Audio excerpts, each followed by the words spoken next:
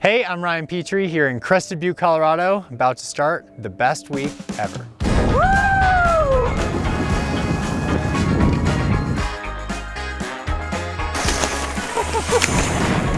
We gotta get off this mountain.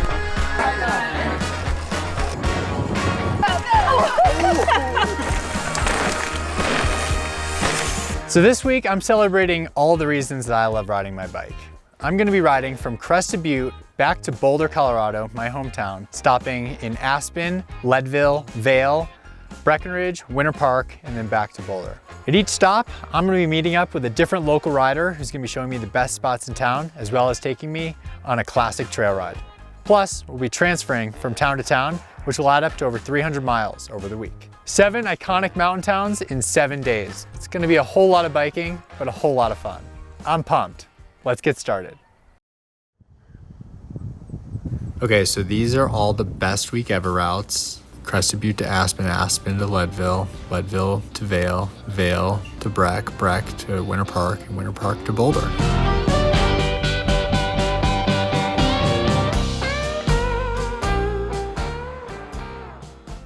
My name is Dave Wiens. I live in Gunnison, 28 miles down the road. I've lived in the Gunnison Valley, Gunnison Crested Butte area for well over 30 years. Good to see you. Good to see you, bud. Thanks You so too. much for coming. I might need a second just to make sure my bike's good to go. Dude, this is the best bike for out here.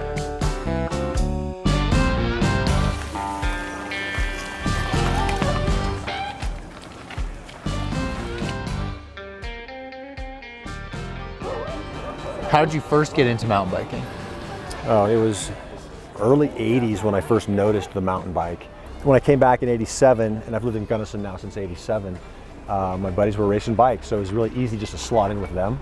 As an expert, I was an expert that first season. Experts started with the pros, so I got to start racing against those guys right away and getting, crushed by them.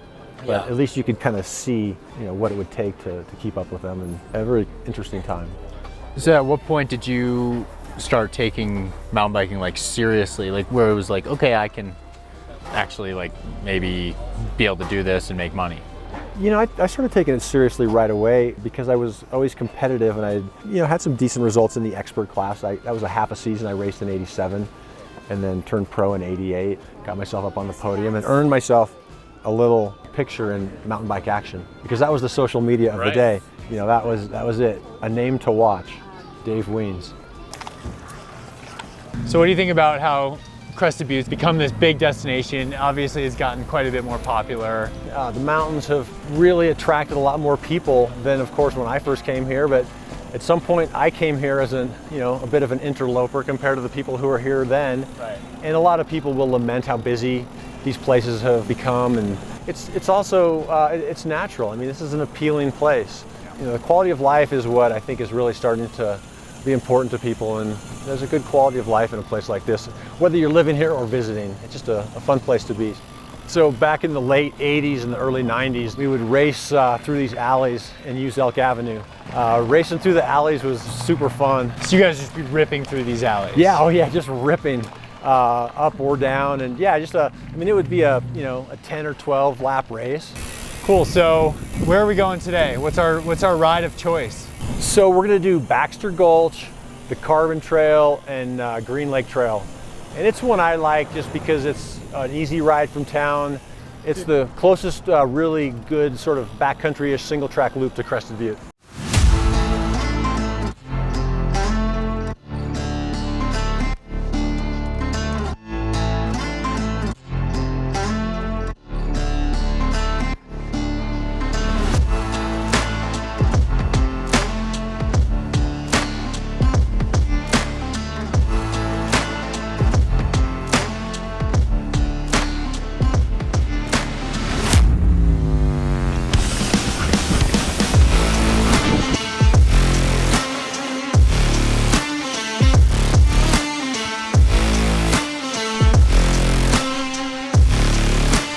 Dave's killing me even though he did a 70-mile gravel race yesterday. Trying to conserve. You can only conserve so much on these hills. What level of rider do you think this would be a good trail for? You'd want to be an experienced rider with good judgment. You know, there's definitely some climbing that requires some fitness and some technical climbing with rocks and roots. And you're out here a little bit, even though town is right there. You know, if something happens up in this area, you're a ways from home. So, you know, an advanced intermediate rider that has good judgment. That's the main thing with mountain biking. Well, we made it. That was awesome. It's good loop. Yeah. Thanks for taking me on that. Yeah. Thanks for going. 2,000 feet of climbing, 12 miles, hour 45. So now I gotta load the Grand Traverse route on my thing so I don't get completely lost. Really appreciate it. Thank you very much. Well, have fun. Good luck today, Ryan. All right, yeah, thanks, man. I say it's gonna be dry. Okay, I'm hoping. Is this mine? Yep. Ooh. I think I'm gonna do it. Try to get to Aspen by, I think 7:30 is realistic. Like if you're on something like this and something really goes wrong with your bike, you're then hiking 30 miles. Yeah, that's why I train hiking and running. So I know worse comes worse, I'm not gonna die. Seriously though. All right, so I just finished riding with Dave. It was super fun. And now part 2, heading to Aspen over the Grand Traverse route, like 40 miles with 7,000 feet of climbing. Pretty gnarly terrain. I'm a little nervous. It's a lot of riding and there's a chance it rains. So but you gotta get there somehow. So here goes nothing. All right, we'll see ya. All right, we'll see you on the road. I got bad thoughts that make my mind scared. Hold me hostage and they don't fight fair. Who gon' pray for me and wipe on my tears? Who gon' save me if you not right here? Move this darkness and make my sight clear. Take me your way cause I don't like here. Ghosts of my past, they feeling the night air. Wake me up, I'm trapped in my nightmares. All right, so I just got to where Rue and Danny stopped, heading over the Grand Traverse. Solo mission, so using the GoPro and the iPhone to show you how crazy this thing is. Well, I'm officially soaked. Here's where it really starts to ramp up. 50 minutes in.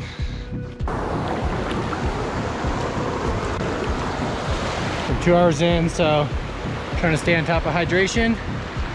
Don't miss river crossings to filter some water.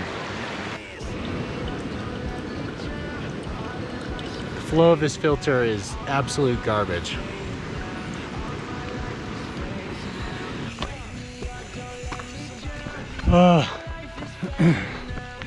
It's like everything I can do just to stay on my bike. Yeah, at almost 12,000 feet, it's tough to catch up. So it's starting to rain. Doesn't seem like it'd be terrible. I'm hoping it doesn't come down too hard. It's definitely picking up. So just keep moving. I'm a little tired. It's really hard.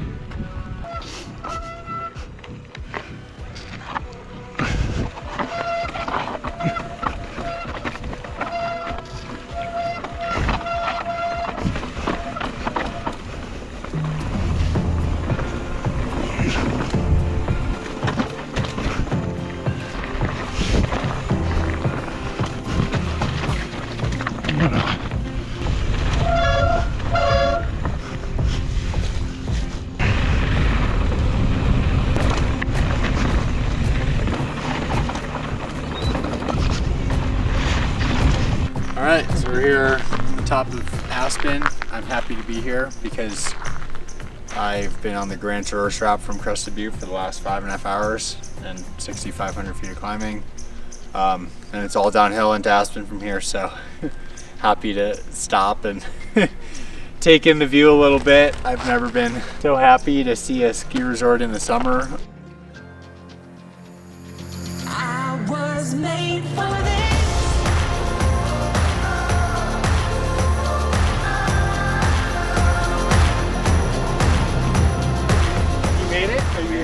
Soaked and freezing. Oh, You all right? Yeah. Dude, that must have been awful. It's a quest. Yeah. Especially after riding with Dave. You had a raincoat and I did. It rained.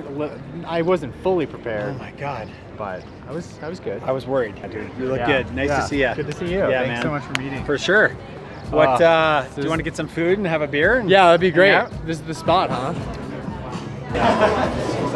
I know. Well, made it to Aspen. That was a serious adventure. The Grand Traverse has become one of my favorite rides, and I think it's because it kind of defines the type of riding that I love to do. I mean, to be able to go from Crested Butte to Aspen, it's a 3-hour car ride, but I can have this big, awesome adventure right up and over the mountains in only 30 miles. To start the day with a ride with Dave Wiens, a 6-time Leadville 100 winner who I've looked up to since I started the sport, and then to have a beer with Chris Davenport, somebody who I've only been able to read about in magazines, that's pretty cool. And that's one thing I love about this sport, the people that you get to meet and the experiences that you get to have through a bicycle. I've been to Aspen a few times, but never like this. Really looking forward to getting the ultimate tour guide from Chris tomorrow.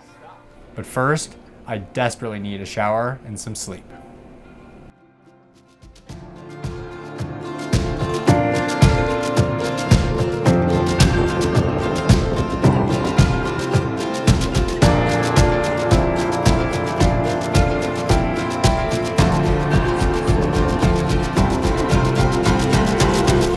Met up with Ryan, ripped down the road, crashed real good one time, and kept cruising.